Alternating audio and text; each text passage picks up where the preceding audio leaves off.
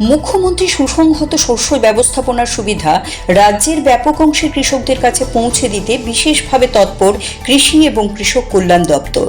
এই কাজটি গুরুত্বের সঙ্গে পালন করছে আগরতলার এডিনগর এলাকার কৃষি গবেষণা কেন্দ্র। এই কার্যক্রমের অংশ হিসেবে সোমবার মোহনপুর কৃষি মহকুমার অন্তর্গত ছেচুরিয়া এবং কলকলিয়া গ্রাম পঞ্চায়েত এলাকা পরিদর্শন করেন রাজ্য কৃষি গবেষণা কেন্দ্রের এক প্রতিনিধি দল।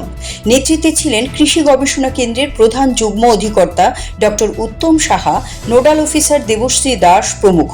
তারা প্রথমে মোহনপুরের কৃষি তত্ত্বাবধায়কের অফিসে কৃষি অধিকারী, গ্রাম সেবক সহ অন্যান্য আধিকারিকদের সঙ্গে নিয়ে গুরুত্বপূর্ণ বৈঠকে মিলিত হন।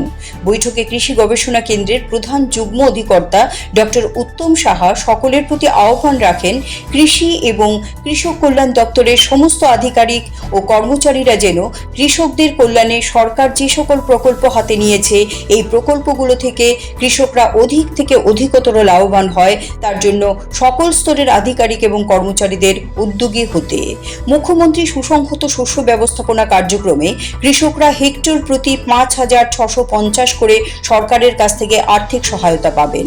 পরে প্রতিনিধি দলটি মাঠে গিয়ে কৃষকদের সঙ্গে কথা বলেন এবং প্রকল্পের সুবিধা সম্পর্কে বিস্তারিত তুলে ধরেন। এই বিষয়টিকে কেন্দ্র করে স্থানীয় এলাকার কৃষকদের মধ্যে ব্যাপক উৎসাহ লক্ষ্য করা যায়।